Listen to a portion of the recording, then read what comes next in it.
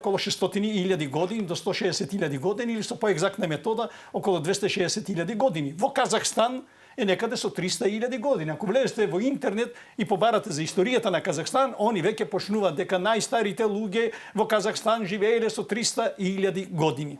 Еве сега уште еден доказ кој оди контра на тоа што се тврди, да речеме, од овие истражувачи во Бломбос.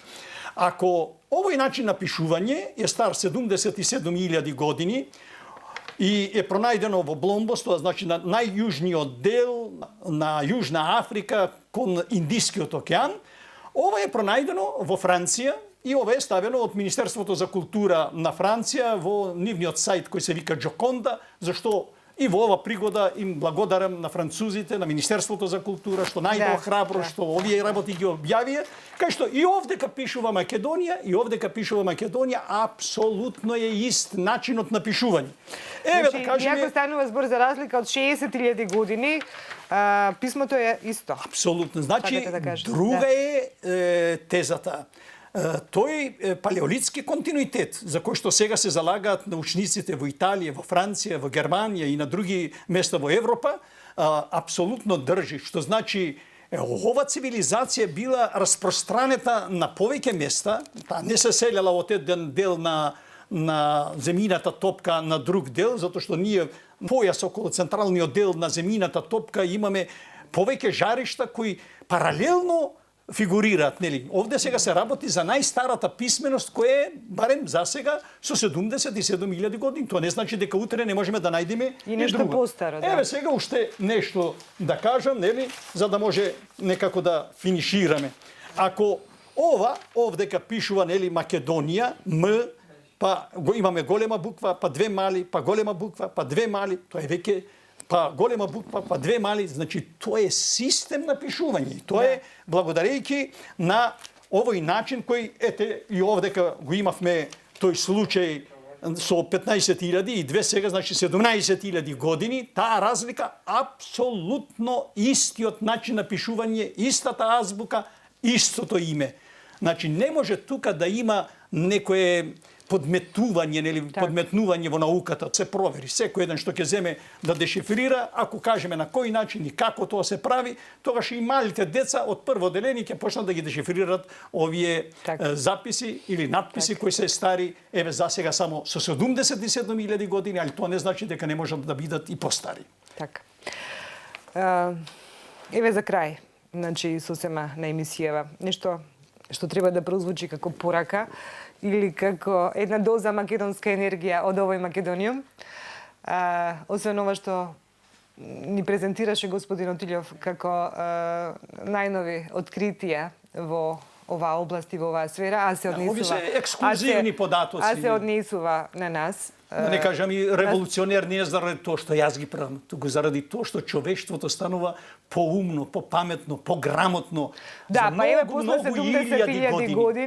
70.000 години, значи на ова ниво на развој станавме способни да прочитаме, да дешифрираме некои пораки оставени од некои дачни. 77.000 години. Да, колку реков? Пардон. 70.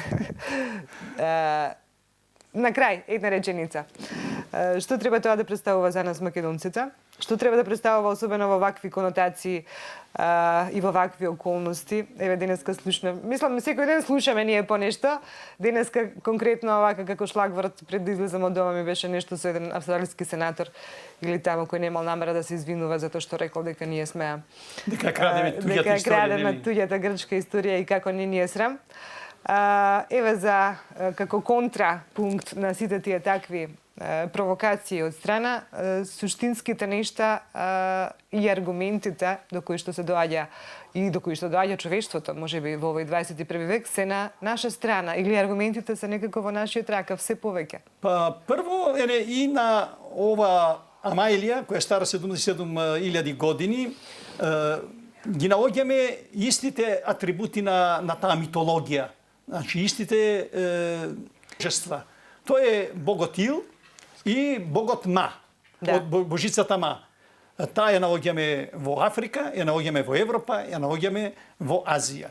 врз основа на овие истражувања можеме да направиме еден заклучок дека сите во Европа или во тој така наречен индоевропски свет, Индија, Индија, поинаков Бог. Тоа би требало да е етимологијата за Индија. Значи, сите ние сме на некој си начин не само роднини, туку сме браќа и сестри и нема што да делиме, туку треба со заеднички усилби да ги вложиме сите наши напори во науката, да можеме што повеќе да дознаеме за нашите предци кои ни се заеднички и кои треба да придонесат да имаме поголем просперитет, а не да имаме војни, да имаме уништување, да имаме карање, да имаме негирање и да не кажам и полоши некои зборови нели кои ги носи асимилацијата или обидите, снема македонската нација, македонската цивилизација, македонскиот јазик, некој да ни забранува во 21. век ние да го користиме името. Па јас, кога би имал некоја политичка сила или нешто би бил нели во оваа држава, би ги прекинал веднаш сите преговори после овакви едни откритија во однос на името. Не смее името Македонија никому ниту да се пропушти, затоа што тоа е најстарото име на Европа. Зета Македонија, великата Зета Македонија, со писмена традиција најмалку од 77.000 години. Немам што да додадам на крај. Навистина убава завршница за вечерашниот Македонија. Она што некои го нарекуваат непотребно комплицирање на нештата сега, кога нели биле осетливи овие времиња и не требало многу да се чепка по историјата. Има еден контрастав од нас вечерва и верувам и од сите оние што се со нас, а вечерва не гледа, дека единствено ново може да биде само историјата што не ја знаеш. Апсолутно. И да се пополни таа со нови сознања. Так. И колку повеќе истражувачки работи ќе има, толку уште многу работи ние ќе дознаваме за човекот како најинтелигентното суштество не само овдека, туку и веројатно и некаде подалеку, затоа што најновите истражувања што се прават во светот се покажува дека сепак ние сме биле посетени не еднаш и не два пати од многу умни. Кој знае какви све вистини допрва ќе откриваме за нас самите. Сега јас да ви заблагодарам за гостувањето во Македонија.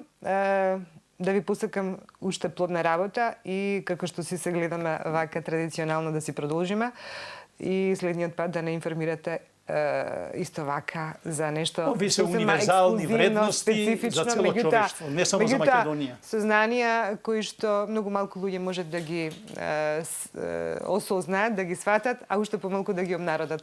И вечерва имаме можност во Македонија. Ви благодарам уште еднаш, господин Илјев. Почитувани наши, ова беше се за вечерашнава емисија. Ви посакувам пријатна вечер со програмата на Скајнет.